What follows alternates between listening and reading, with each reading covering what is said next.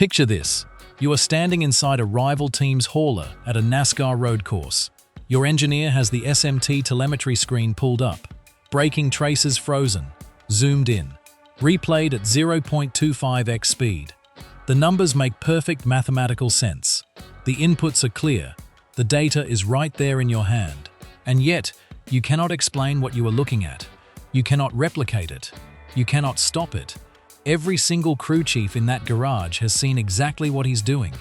Every engineer has the printout in their hand. And not one of them, not one, can make their driver do it. This is what happens when 20 years of instinct walks into a sport that's never seen anything like it. The date was June 2023, Chicago Street Course, the first ever NASCAR Cup Series race held on a street circuit. Rain-soaked pavement, chaotic conditions, unpredictable racing, and a driver from Auckland, New Zealand, Shane Van Gisbergen, climbed out of his Trackhouse Racing Chevrolet in Victory Lane.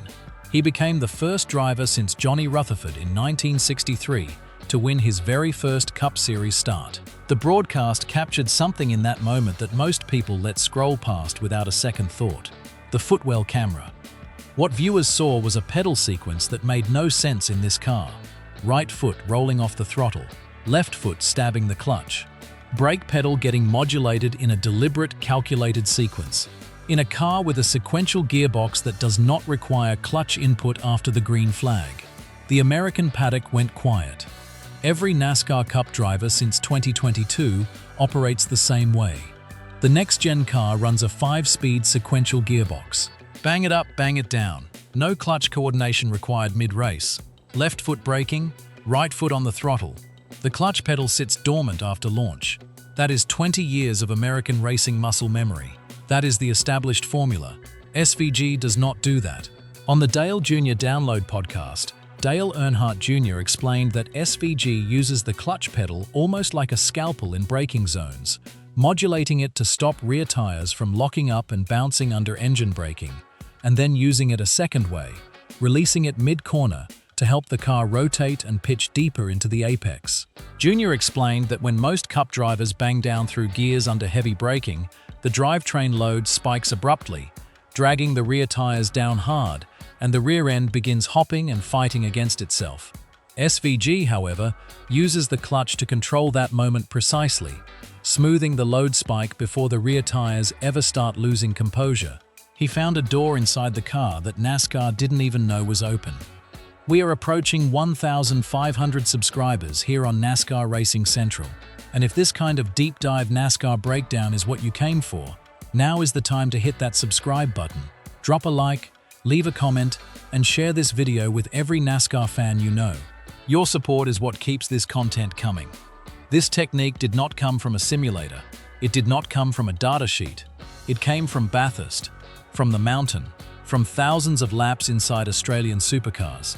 Heavy, high-powered touring machines with a locked rear differential that punishes any driver who mismanages braking inputs. Four-time Bathurst 1000 winner Greg Murphy explained it plainly. SVG manipulates the clutch pedal to prevent the rear hop that a locked diff creates. It protects the tire. It guarantees he never locks the rears going into a corner. Murphy called it completely normal for anyone who grew up racing touring cars in Australia, and said SVG mastered it better than most. SVG won 3 Australian Supercars championships, claimed the Bathurst 1000 3 times, and accumulated 80 wins and 48 pole positions across that career. That is not a driver who learned a technique. That is a driver who became the technique. Even Max Verstappen, watching the Chicago race live, called SVG's braking style quite insane, noting that SVG brakes with the top of his right foot while blipping the throttle with his heel, a method Verstappen said he had never seen replicated. Here is where the story stops being about one driver and starts being about an entire racing establishment confronting its own limitations. Dale Earnhardt Jr. was direct and unambiguous on his podcast. This is a technique that you need to be doing from the day that you start driving race cars. There ain't no chance, no finger way in hell. There is a single driver in the NASCAR Cup field today that could apply and adopt this technique and do it well. It's just not possible. Not hard. Not possible. Kevin Harvick added another layer. Harvick said he believes SVG will assist rivals up to a point, but he is not showing them everything. Nobody else can do it, Harvick said. Christopher Bell told reporters he is actively working to change his driving approach at road courses. I've been trying to drive the car a little bit differently at the road courses, so I think we certainly are putting effort into trying to be better. Tyler Reddick went further. He admitted that as the next-gen car has evolved, less downforce, softer tires, more horsepower, something about those changes has moved the car directly into SVG's wheelhouse. The more the downforce has come off the car, the more the tire has softened up. It seems something about that really fits how he drives a race car. The car is evolving toward him, not the other way around. Here is what is keeping engineers up at night.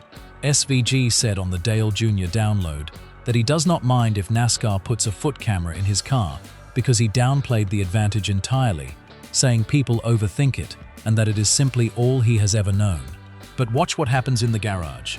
Despite having full telemetry access to every braking trace, throttle percentage, steering input, and speed data SVG produces, Jr. confirmed that rivals understanding the theory and actually reproducing it at race pace, while managing traffic and tire wear, are two entirely different mountains. Every team has the data, every engineer has the overlay, every crew chief can point to the exact millisecond where SVG does something different, and the gap keeps growing. The Watkins-Glen win in May 2026 told the whole story. SVG passed more than 20 cars in the final 17 laps after a strategy call put him outside the top 20, and he won by over 7 seconds.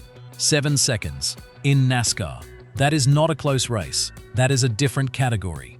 Dirty Mo Media posted the Dale Jr. breakdown on X, calling it, "This technical explanation by Dale Jr.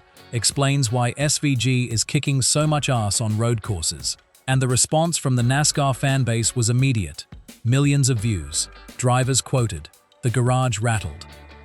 Now here is where it gets uncomfortable.